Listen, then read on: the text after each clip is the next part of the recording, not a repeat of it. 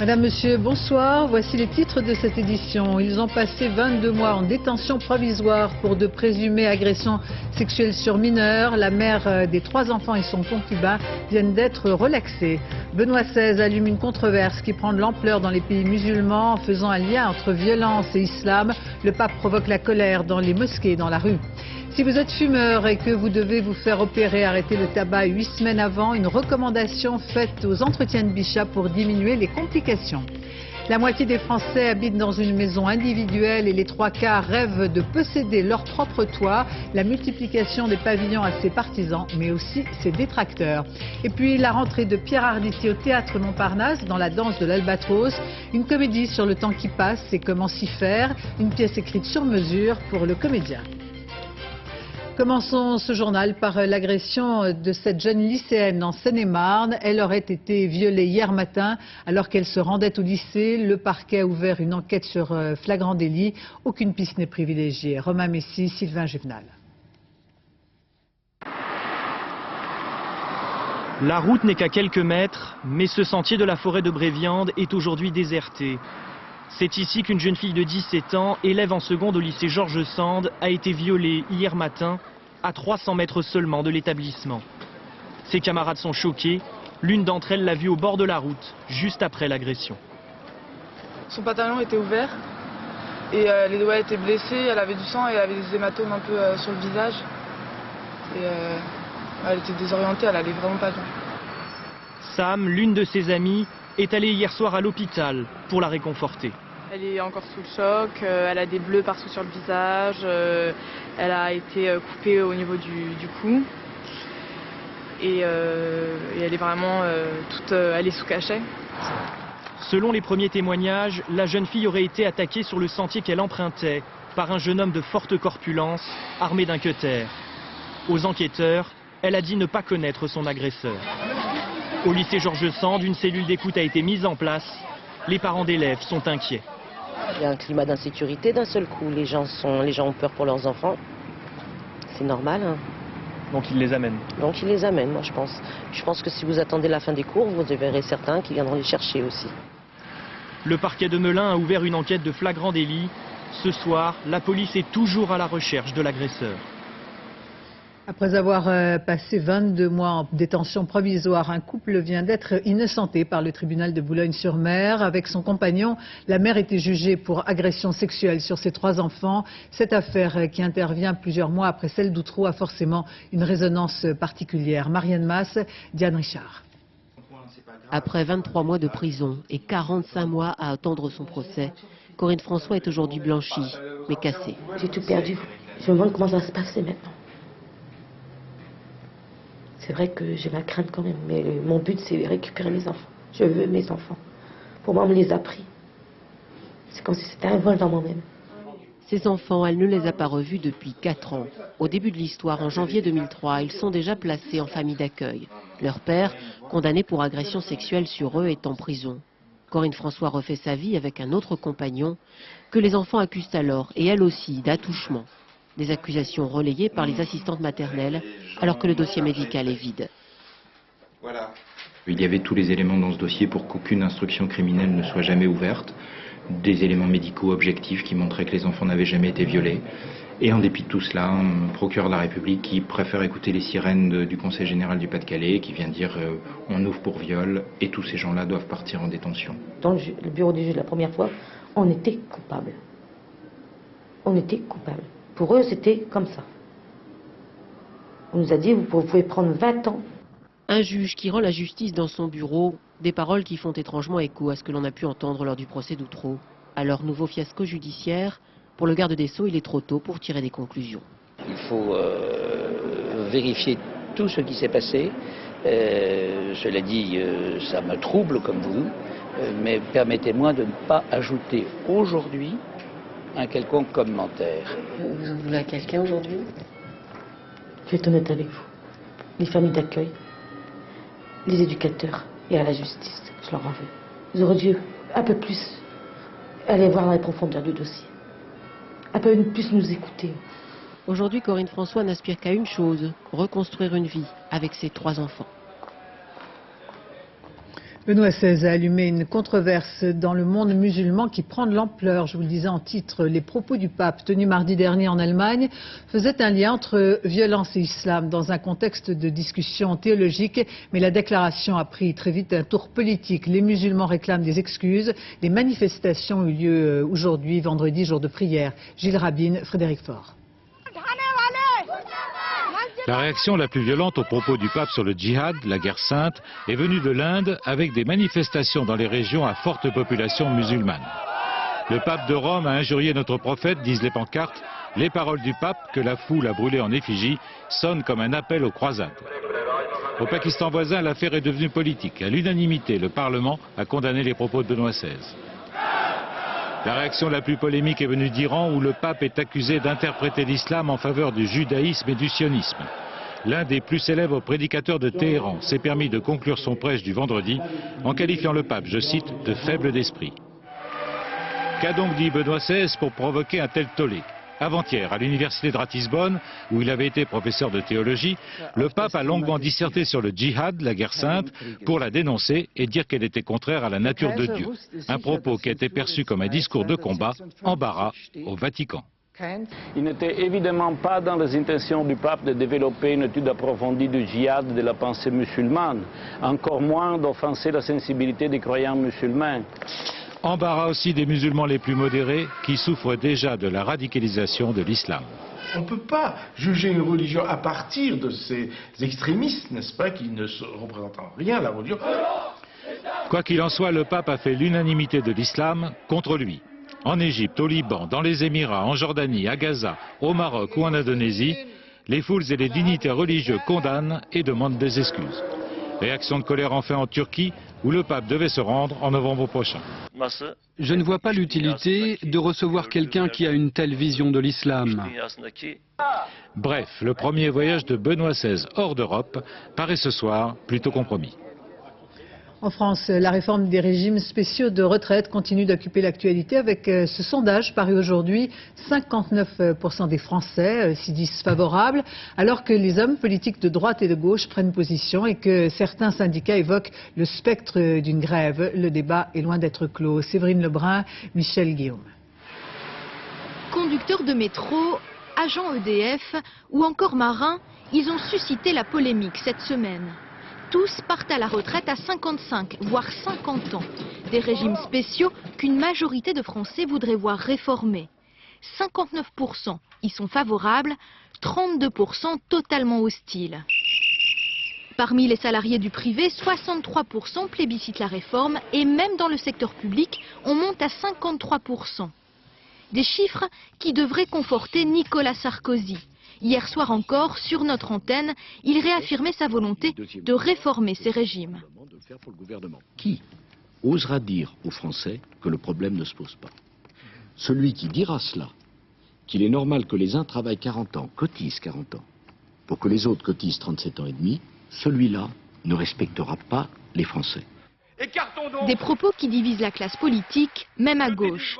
Ségolène Royal, par exemple, n'a pas totalement rejeté cette réforme. À l'extrême gauche, Marie-Georges Buffet, aujourd'hui à la fête de l'UMA, parle de provocation. Ils nous ont déjà cassé en grosse partie nos retraites, il faut qu'on travaille de plus en plus longtemps pour des retraites de plus en plus légères. Et maintenant on nous dit on va vous diviser. Regardez, il y en a quelques-uns qui ont réussi à garder leurs acquis. Parmi les syndicats, la CGT cheminot est vite montée au créneau.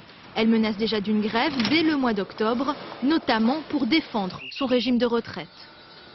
Je vous rappelle que nous sommes le 15 septembre et qu'il vous reste jusqu'à ce soir minuit pour vous affranchir du dernier tiers provisionnel de l'impôt sur le revenu 2005.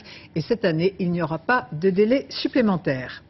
Les magasins de hard discount marquent légèrement le pas. Ils subissent de plein fouet la riposte de la grande distribution qui s'est organisée, proposant elle-même des produits à prix réduit. Ajoutons que les consommateurs ont un peu modifié leur comportement. C'est ce que nous expliquent Cyril Leza et Alain Locaccio. En tête de gondole, des produits à bas prix 2 fois moins chers que des produits de marque. Cela ressemble à du hard discount et pourtant, vous êtes dans une grande surface traditionnelle. Les clients, eux, ne s'y trompent pas. C'est plus proche pour moi et quand j'ai envie de prendre des marques à Auchan, c'est plus commode, je gagne du temps. Et je remarque que c'est quasiment les mêmes produits que chez Lidl, des produits allemands. on trouve les mêmes produits, la même qualité. Face à la concurrence du hard discount, les hypermarchés ont dû s'organiser, de vrais rayons à prix cassés pour fidéliser les consommateurs. C'est une réponse à nos besoins clients. C'est-à-dire qu'à aujourd'hui, nous avions une demande très forte de nos clients de trouver ce genre de produit dans l'hypermarché pour pouvoir faire ses courses en une seule fois. Une politique de prix qui a payé. Les grandes surfaces ont conforté cette année leur position avec 86,8% des parts de marché, freinant en partie la progression du hard discount à 13,2%. Le secteur marque le pas, mais la riposte de la grande distribution n'est pas l'unique raison. Les Français consomment différemment. On avait auparavant un discours un peu tristouné, dans lequel on disait les gens n'ont plus envie de consommer, ils veulent absolument dépenser plutôt sur les voyages, sur la téléphonie mobile, l'internet, etc. En 2006, les gens en France ont recommencé à dépenser un peu plus pour leurs achats alimentaires et donc probablement à chercher un petit peu plus de plaisir, un petit peu plus de variété dans leurs achats dans ce domaine. Pour éviter un effondrement de leur part de marché, les distributeurs à bas prix s'organisent. Certains envisagent de vendre davantage de produits de marque et attirer ainsi une nouvelle clientèle. Le logement est l'un des grands thèmes de préoccupation des Français et lorsqu'on les interroge, ils sont 1 sur 2 à habiter dans une maison individuelle et les 3/4 rêvent de posséder leur propre toit, être propriétaire de sa maison.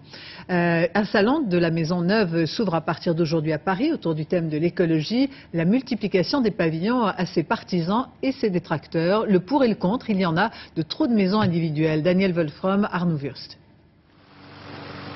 Ah, le rêve de tous les Français, ou presque. Le petit bout de terrain pour les enfants, le petit coin de paradis pour les parents et les joies de la maison individuelle, en pleine nature et ce, quel que soit le temps. C'est un choix, après on est propriétaire, on est chez soi, on est un petit peu plus libre de d'aménager notre maison à notre goût. Montbouis dans le Gâtinais, une région agricole pas très riche, non loin de Montargis, vieille région industrielle frappée par la crise. Mais les ouvriers préfèrent quitter leur HLM près des emplois pour acheter plus loin leur pavillon ici. Résultat, le petit pays se repeuple. Vu la conjoncture actuelle du travail, c'est pas évident dans les petites campagnes. Donc c'est vrai que quand il y a des petits jeunes qui viennent, c'est vrai que les anciens ils sont contents quand même. Depuis des années, ce jeune homme arpente les lotissements pour observer à la loupe ce phénomène, le repeuplement des campagnes françaises. Depuis 5 ans, c'est quelque chose de très net, c'est-à-dire qu'on a des gens qui préfèrent finalement faire 15, 20, 30, voire plus de kilomètres par jour, plutôt que d'habiter donc ou bien dans un centre-ville, ou bien dans le périurbain, ou donc en périphérie des villes. Oui, mais voilà, le résultat est là. Les paysages se mitent, comme disent les urbanistes, et les terres agricoles reculent devant cet étalement continu de maisons à perte de vue. On est en train de reproduire là ce que l'on a fait dans les grands ensembles avec la verticale. On le reproduit aujourd'hui à l'horizontale, avec un espace anonyme, sans âme, impersonnel. En région parisienne, comme dans toutes les périphéries de grandes villes, cette extension croissante des lotissements est un fléau pour les responsables de l'aménagement du territoire. Il faut comprendre que désormais l'espace est devenu un bien rare. Ça n'est pas tenable. Ça n'est pas tenable au niveau collectif. Ça n'est pas tenable non plus pour les individus, parce que une maison individuelle, désormais de plus en plus loin, ça veut dire multiplication des temps de transport, augmentation des frais liés au transport avec la hausse du prix du carburant, mais souvent le fait qu'il faut désormais avoir 2 voitures, éloignement des services. Alors voici une des solutions, un compromis entre le collectif et l'individuel. La maison de centre-ville, sans le jardin qui fait le tour, certes, mais si proche par définition de tous les services offerts par la ville. Médecine, avec ce nouvel argument pour inciter les fumeurs à arrêter. Avant de passer sur la table d'opération, il est indispensable de ne pas toucher à la cigarette pendant 8 semaines. Une communication faite aux entretiens de Bichat. Chaque année, 2 millions de fumeurs sont opérés. Les études démontrent que le fait de fumer multiplie par 2 le risque de passer par la réanimation. Frédéric Monteil, Frédéric Bonne. En griller une dernière avant d'entrer à l'hôpital, mauvaise idée. Car après une opération chirurgicale, les fumeurs cumulent les complications. Risque d'infection et de mauvaise cicatrisation multipliés par 3, 8 fois plus de risque d'avoir un os mal réparé. Exemple à l'hôpital de Bobigny. Bien. Messieurs, bonjour. Dans cette salle, 2 anciens fumeurs. Alors, on va discuter un petit peu, tous les deux. Et puis, monsieur... Murat Ertugrul consommait 3 paquets par jour. Résultat, sa double fracture se referme difficilement. Un os, ça n'est pas un bout de bois. Pour qu'un os consolide, il faut qu'il soit bien vascularisé. S'il est mal vascularisé, si l'hémoglobine n'apporte pas son oxygène à l'os, eh bien, on n'a pas de consolidation. Or, le tabac empêche justement cette oxygénation de l'os qui permet la consolidation. À ses côtés, Denis Join s'interdit toute cigarette depuis 1 an. Il a convaincu Murat d'arrêter, enfin presque. Vous dites que vous avez arrêté de fumer, c'est ça? Oui, j'ai arrêté. Oui, on laisse. Et pourtant, vous l'avez dans la poche, là. Non, j'ai arrêté aujourd'hui. Qu'est-ce que vous en pensez, vous? Si lui, il fume pas, moi, c'est Notre-Dame de Marseille. Notre-Dame de Paris. Pas de miracle avec le tabac. À la sortie de l'anesthésie, les réveils des fumeurs sont souvent douloureux. C'est bien que le fumeur sécrète beaucoup de mucus, donc il risque d'être encombré, ce qui va pouvoir retarder le moment où on va pouvoir enlever ce tube. En cas d'intervention prévue, il est conseillé d'arrêter de fumer 2 mois avant l'opération et après, pendant toute la durée de la cicatrisation. La tragédie du Darfour, une effroyable catastrophe humanitaire est en train de se dérouler dans cette province du Soudan. L'acteur américain George Clooney et Elie Wiesel, prix Nobel de la paix, appellent l'ONU à agir pour mettre fin au génocide. George Clooney était au Darfour. Je suis ici, dit-il, comme porte-voix des gens qui ne peuvent se faire entendre eux-mêmes. Le Darfour a été le théâtre d'une guerre civile qui oppose les rebelles aux milices arabes de Khartoum. Jusqu'à présent, le conflit a fait 300 000 morts et plus de 2,5 millions de déplacés. En Chine, la police soupçonnée de corruption provoque des réactions en chaîne dans la rue et sur Internet. Le prétendu suicide d'une jeune femme, professeure d'anglais, a mis le feu aux poudres. Une affaire qui illustre une police à 2 vitesses, une pour les riches, une pour les pauvres, avec une constante, réprimer toute manifestation. Correspondance Pascal Golomer, Sylvain Chiaume. Ces images n'ont été vues que sur Internet. Aucune télévision chinoise ne les a diffusées. Non parce qu'elles sont de mauvaise qualité, mais parce qu'elle montre une manifestation massive et violente, sujet tabou en Chine. Ce sont des amateurs qui ont filmé. Des milliers de personnes sont venues devant la mairie de Julian pour protester contre les méthodes de la police. Les policiers ont riposté par la force. On les voit ici tabasser ceux qu'ils ont pu attraper. On ignore encore le nombre d'arrestations.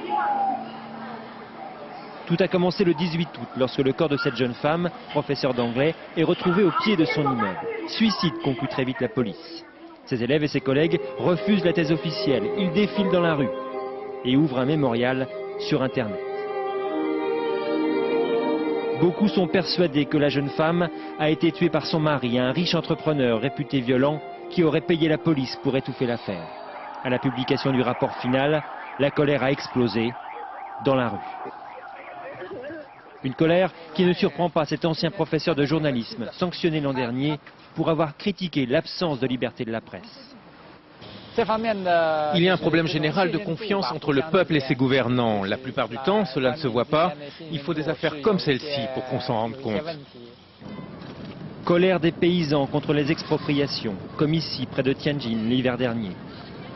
Colère face aux destructions des quartiers et aux expulsions, orchestrées par des dirigeants corrompus. Le pouvoir lui-même a recensé l'an dernier près de 200 manifestations par jour dans le pays. Et le chiffre réel est sans doute bien supérieur.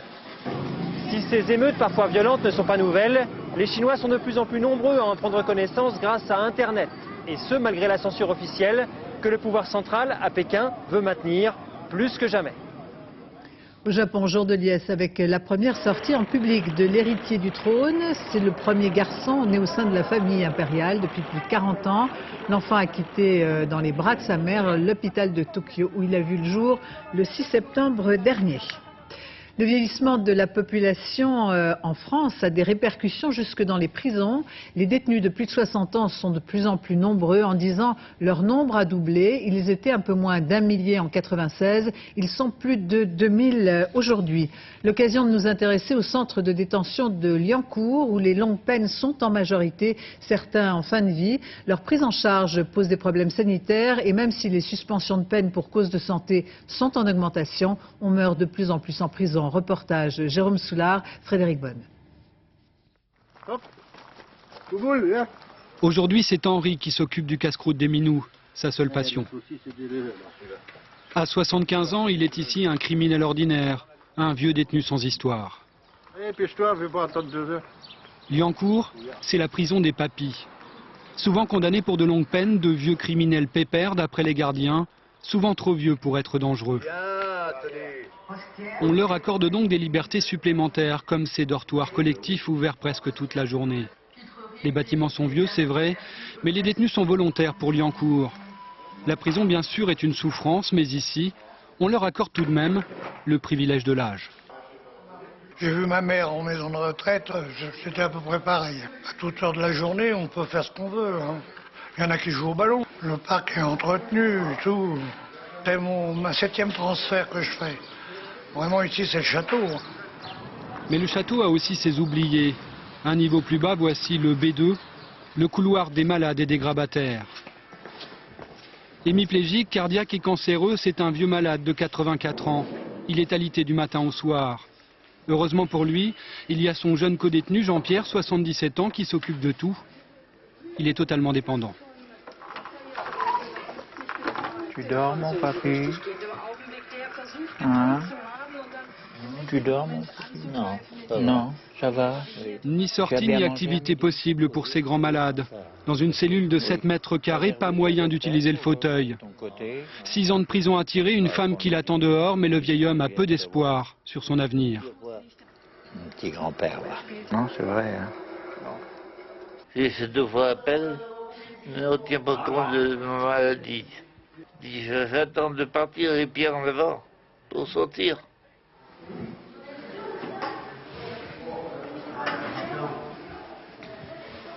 Ça va faire 2 ans que je suis ici. Ça fait le 6e que je dois partir. Et ici, nous ne sommes pas dans une prison. Nous sommes dans un mouroir. L'an passé, 57 suspensions de peine pour raisons sanitaires ont été accordées par les juges. Mais avec le papy-boom qui commence, ce problème sanitaire des détenus en fin de vie devrait s'accroître. À Liancourt, comme dans les autres centres de détention du pays, les prisons françaises vont devoir s'adapter. Au Portugal, dans l'affaire du naufrage du catamaran, les 2 Français inculpés pour le meurtre du skipper sont bien demi-frères et sœurs. Les tests ADN ont confirmé que Thierry Bale et Corinne Caspar ont la même mère, Yasmina Farber. La justice portugaise voulait être sûre du lien de parenté entre Thierry Bale et Corinne Caspar. Les 2 Français suspectés d'avoir tué André Le Floch à bord du trimaran Intermezzo sont donc bien frères et sœurs. Un mystère éclairci dans cette affaire complexe. Au moment de leur arrestation, la mère de Corinne Caspar avait décrit Thierry Bale comme un usurpateur, un manipulateur. L'homme s'était présenté chez elle il y a 10 ans, affirmant être son fils. Malgré son accouchement sous X, elle ne le croyait pas. Est-ce lui, mon fils? C'est la question que je me pose, que je me suis toujours posée. Le doute est levé. Pour les enquêteurs portugais, les expertises ADN n'éclairent pas les circonstances de la mort d'André Le Floch, mais ils gardent la conviction que les 2 Français ont tué le retraité pour lui voler son trimaran. La tempête et le naufrage auraient contrarié leur plan. La police judiciaire cerne mieux la personnalité des 2 suspects. Thierry Bale et Corinne Caspar vivaient une curieuse aventure fusionnelle de frères et sœurs qui s'étaient retrouvés. Depuis 4 semaines, ils sont à nouveau séparés dans des prisons différentes. Nous vous parlions dès hier du décès suspect de ce singe représentant les signes de la rage. Après analyse, les résultats sont négatifs. L'alerte à la rage a été levée. Pour autant, on recherche avec la même vigilance les personnes qui auraient pu être en contact direct avec l'animal. Le probable virus qui l'a tué est transmissible à l'homme. Julia Delage, Mathias Second. Le petit singe Magot n'est pas mort de la rage. Rassurant, mais aux urgences de Villeneuve-Saint-Georges, on attend encore les résultats des secondes analyses concernant un éventuel herpès simien. Une maladie aussi transmissible à l'homme, très rare, et qui se soigne bien si elle est prise à temps. Avec ça, on peut traiter une personne le premier jour. C'est un problème qui est très simple. Tout ce qu'on demande, c'est que les gens viennent, sans paniquer, viennent correctement, gentiment, comme ils viennent aux urgences pour d'autres motifs. Il faut avoir été en contact vraiment très proche. En gros, c'est morsure, égratignure, léchage. D'accord, ok. Pour le reste, ça compte pas. Si l'alerte à la rage est levée en région parisienne, l'enquête se poursuit pour savoir qui a déposé le petit singe mourant devant cette clinique vétérinaire. Toute personne ayant été en contact avec l'animal doit donc se faire connaître auprès de la DAS du Val-de-Marne. En effet, un risque persiste. Pour ce vétérinaire, les animaux introduits illégalement, sans aucun contrôle sanitaire, peuvent faire courir de réels dangers à l'homme. Certaines de ces maladies, notamment des maladies à herpès virus par exemple, peuvent être mortelles. Ils sont également très sensibles à la tuberculose, entre autres, ou à la rage. Bon. Donc c'est un réel danger sur le plan strictement sanitaire. Danger sanitaire, mais aussi danger écologique. Dans ce centre-refuge, on s'occupe d'une 60aine de singes arrachés à leur milieu naturel, puis abandonnés par leurs propriétaires.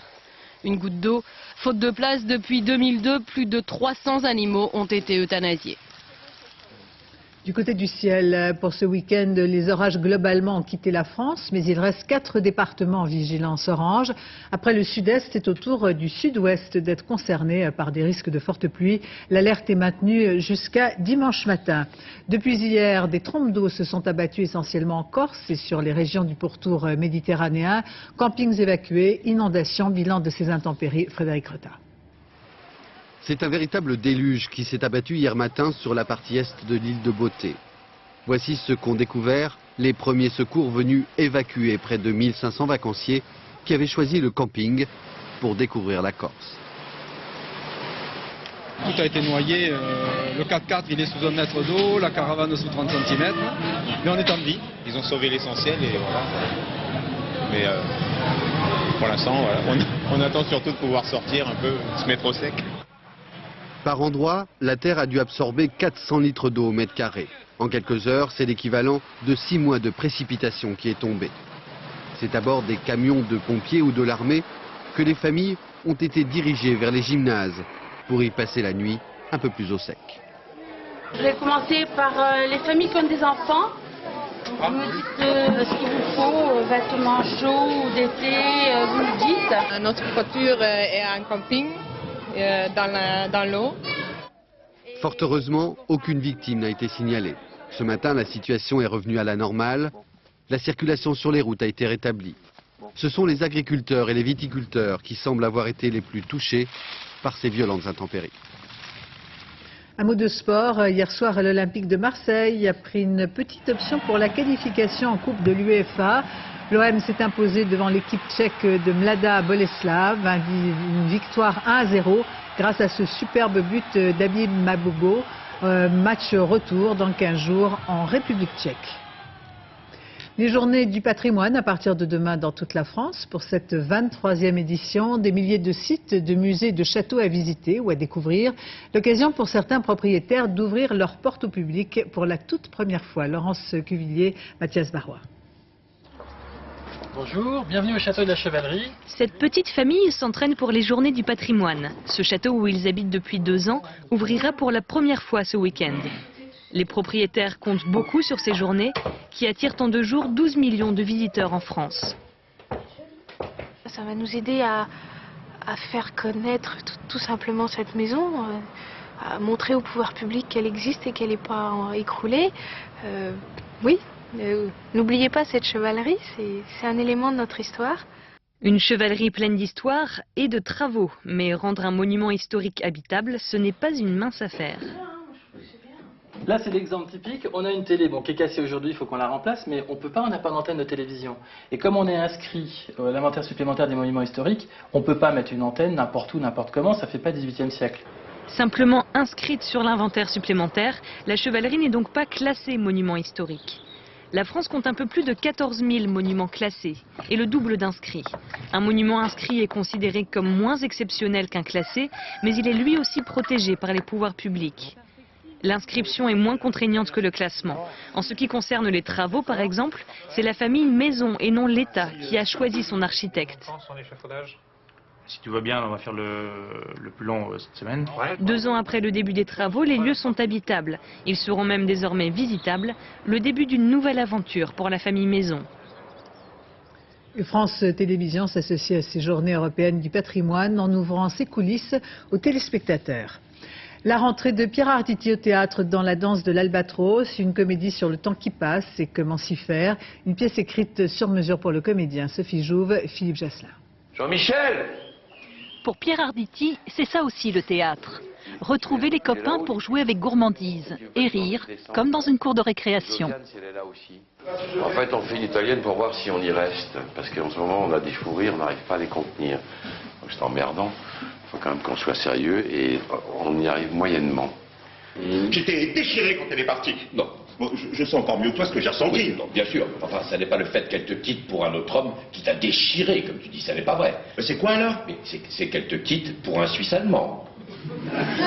Sur scène aussi, ils sont amis. 3 quinquagénaires avec les mêmes états d'âme à l'heure du bilan. Mal d'amour ou conflit de génération pour Arditi alias Thierry, qui ne trouve plus rien à partager avec sa jeune femme de 24 ans. Et puis un matin, tu te réveilles et elle te dit « Est-ce que tu kiffes le mariage ?»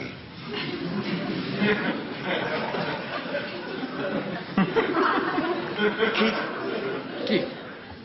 Mais ça aussi, au début, ça a été un problème, la barrière de la langue. Tu trouves que je suis ridicule? Une réflexion lucide sur le couple que les comédiens révisent encore avant le lever de rideau. Ridicule, non. Non, c'est pas le mot qui vient à l'esprit quand on voit ensemble, c'est pas ça. C'est quoi le mot qui vient à l'esprit? Dégoûtant. Dégoûtant? Oui. Pour Arditi, un personnage comme un double. C'est la première chose qui vient. Oui, c'est un cousin parce qu'on a en gros le même âge, parce qu'on est tous les deux relativement atrabilaires, qu'on est tous les deux aussi caustiques, sans doute, et aussi acides sur un certain nombre de choses qui nous exaspèrent. Qu'est-ce qu'il y a? Je n'arrive pas à croire que tu as voté Giscard en 81. Mais enfin, Gilles, pourquoi? Mais j'étais jeune, j'étais fou. Avec cette danse de l'Albatros, tendre et jolie pièce d'amitié, Arditi joue comme toujours avec bonheur et délectation. Sa recette à lui pour tordre le cou au temps qui passe. L'espérance de vie d'un homme est de presque 10 ans inférieure à celle des femmes. Donc celui qui va au-delà de cette espérance n'aura que des vieilles pour lui tenir compagnie, puisqu'elle vit plus longtemps. De la grande musique avec celle de Vivaldi, une œuvre encore à découvrir avec ses opéras en particulier, qu'un jeune chef d'orchestre enregistre en ce moment à Turin, Abdel Mostefa, Éric Mézy.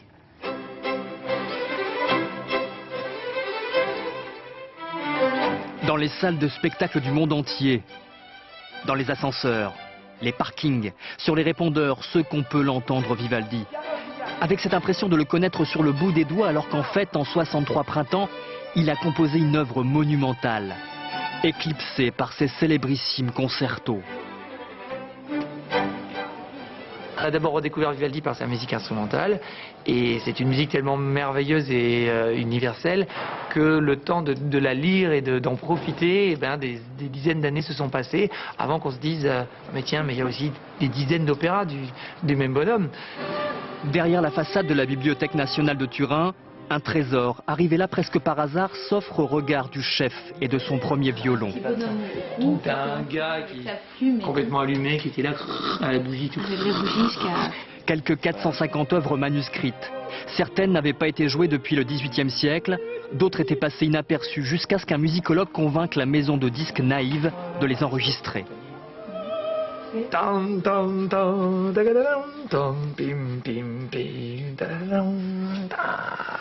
Crac, j'arrache la page.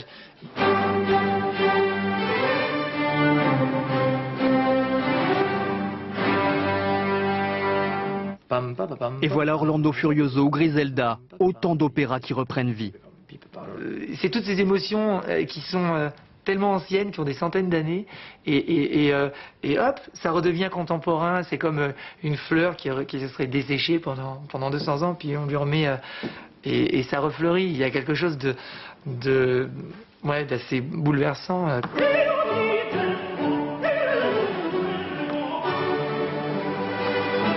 Il y a peu, le chef et son ensemble ont enregistré l'opéra Griselda. Mais il y en aura d'autres, beaucoup d'autres. La maison de disques à l'origine du projet prévoit encore 10 ans d'exploitation de la mine d'or de Turin.